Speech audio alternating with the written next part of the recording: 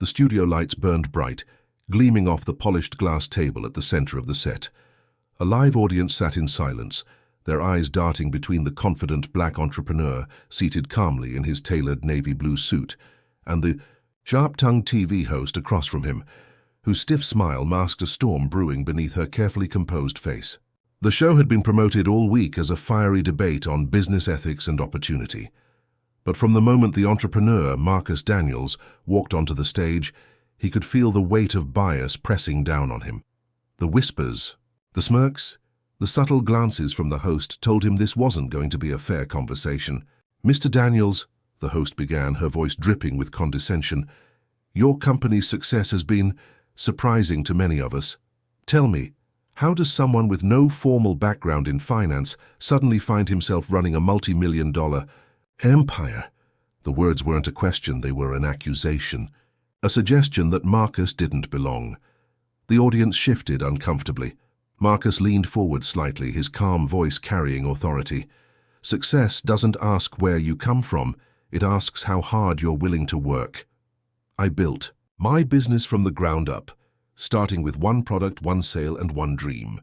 Background doesn't build empires, determination does." The host raised her brows, feigning amusement. "Interesting, but isn't it true that your company faced investigations last year? Some might say that your rise hasn't been as clean as you claim." Gasps rippled through the crowd. The camera zoomed in on Marcus's face, searching for cracks in his composure. But he didn't flinch. "Yes, we were investigated," Marcus replied firmly. "And we passed. No charges, no wrongdoing, but I find it interesting that you highlight the investigation, not the outcome. That's the difference between twisting a narrative and telling the truth," the audience murmured in approval.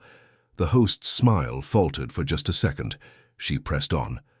"Some argue that your success is more about luck and timing than actual skill. After all, countless entrepreneurs work hard but never make it.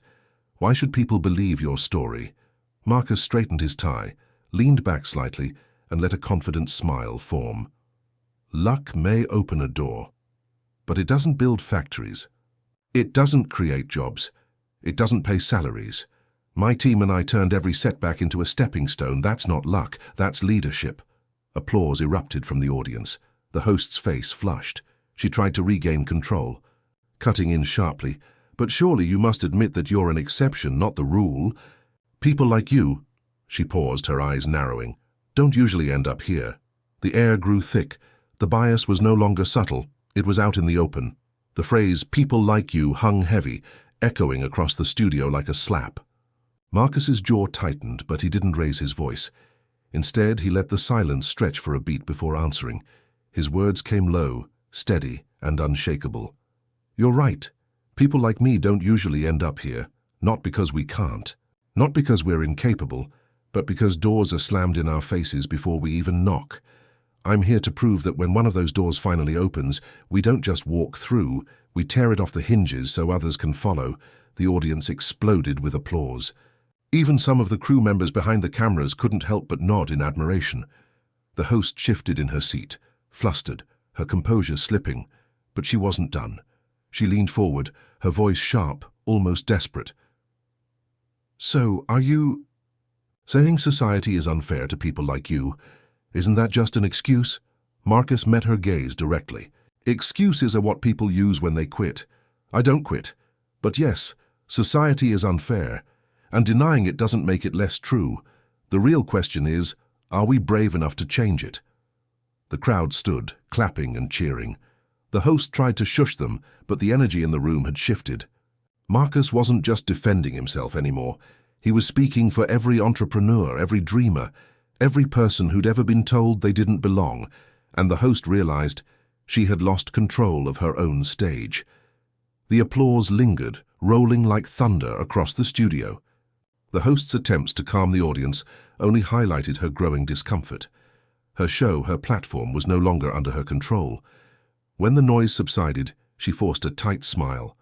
"Well, Mr. Daniels, you certainly know how to inspire an audience. But business isn't about speeches. It's about numbers. Can you prove that your company is truly as successful as you claim?" Marcus reached into his briefcase and pulled out a sleek folder. Without a word, he slid it across the table. The camera zoomed in as he opened it, revealing financial reports, signed contracts, and evidence of partnerships with some of the biggest firms in the industry. "These are audited reports," Marcus said calmly. "Every figure is verified. Every claim backed by fact. So when you question my success, you're not questioning me. You're questioning every person who works in my company, every investor who believed in us, and every customer who put their trust in our brand." The host froze. The evidence was undeniable. The crowd buzzed with energy, some even chanting his name. But Marcus wasn't finished. He turned toward the audience, his voice rising with passion. "Too often, people like me are invited to sit at tables only to be doubted, dismissed, and disrespected. But let me make this clear. Success doesn't need permission. It doesn't need validation from biased questions or unfair assumptions. Success speaks for itself, and today, it's speaking louder than ever." The crowd roared. The host, red-faced and rattled, tried to pivot. Okay, but some say you've become arrogant, that you enjoy proving people wrong more than building your company. How do you respond to that?" Marcus leaned forward, his tone steady but cutting. "Arrogance is ignoring facts because they don't fit your narrative. Confidence is standing on truth when the world tries to deny it. What you see here isn't arrogance. It's the strength of someone who refuses to be silenced." A standing ovation followed.